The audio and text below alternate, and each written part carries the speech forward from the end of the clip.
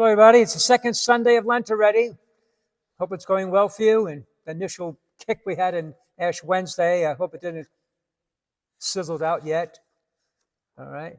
Just do something that you're able to do faithfully. I'd like to read from the Gospel of Mark, chapter 9, 2:10. Jesus took Peter, James, and John and led them up a high mountain apart by themselves. As he was transfigured before them, his clothes became dazzling white, such as no fuller on earth could bleach them. Then Elijah appeared to them along with Moses, and they were conversing with Jesus. Then Peter said to Jesus in reply, "Rabbi, it is good that we are here. Let us make 3 tents, one for you, one for Moses, and one for Elijah." He hardly knew what to say. They were so terrified. Then a cloud came, casting a shadow over them. From the cloud came a voice, "This is my beloved Son, listen to him." Suddenly, looking around, they no longer saw anyone but Jesus along with them. As they were coming down from the mountain, he charged them not to relate what they had seen to anyone, except when the Son of Man had risen from the dead. So they kept the matter to themselves, questioning what rising from the dead meant. Whew. This is the great transfiguration, and what exactly happened, we really cannot tell. We can only bow in sort of reverence as we try to understand it, as we try to grasp and understand it. Mark tells us that his garments of Jesus became radiant, as used for the glistening gleam of a burnished brass or gold or of polished steel or the golden glare of the sunlight. And when that incident came to an end, a cloud overshadowed them. We have both, the brightness. It's just not, the whiteness. It's, you had to probably even, shield your eyes. In Jewish thought, the presence of God is regularly connected with the cloud. It was in the cloud that Moses met God. It was in the cloud that God came to the tabernacle. It was the cloud that which ripped through the temple when it was dedicated after Solomon had built it. And it was a dream of the Jews that when the Messiah came, the cloud of God's presence would return to the temple. So the center cloud is a way of saying that the Messiah had come, and any Jew would understand it like that. It sort of gives you a different angle when you look at clouds in the sky. They're attractive, aren't they? Beautiful clouds, the nice puffy clouds. But now we see the spiritual side of it. How God comes to people in the cloud, and it's God's presence. And when you see the cloud, think of that. You're under God's presence, God's wing, under God's shadow.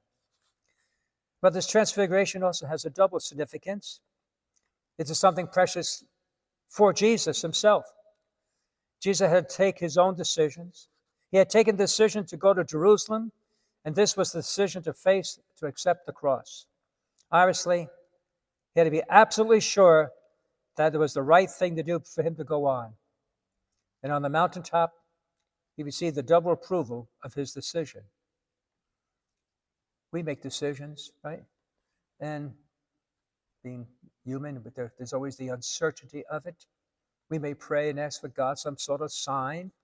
And that's where maybe Jesus was really at this moment too. He's human. Okay. I might go to Jerusalem, which means I might go to face my death.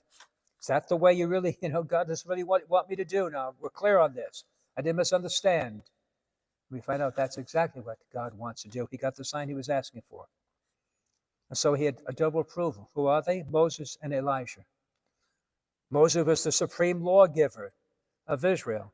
To him, the nation owed the laws of God, their freedom. Elijah was the first and the greatest of the prophets. Always men look back to him as the prophet who brought to men the very voice of God. When these two great figures met with Jesus, it meant that the greatest of the lawgivers and the greatest of prophets said to him, "Go on, you're on the right track." It meant that they saw in Jesus the consummation of all that they had dreamed out in the past.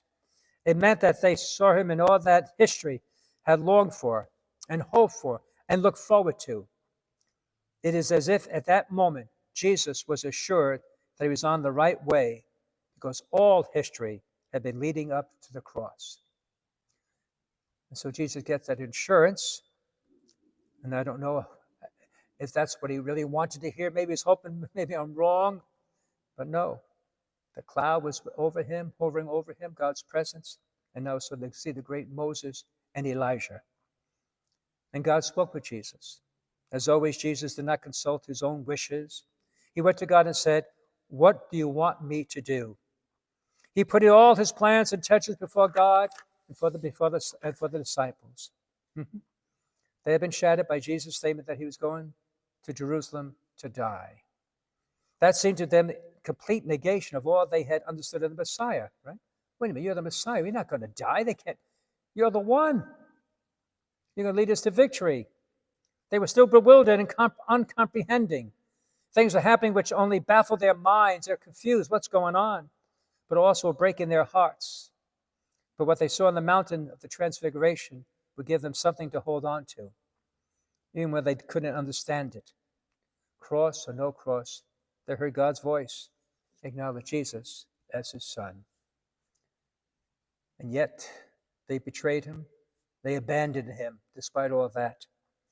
But they got the sign. And they came back to him at his resurrection. They realized, okay, this was meant to be, and that he is truly Messiah.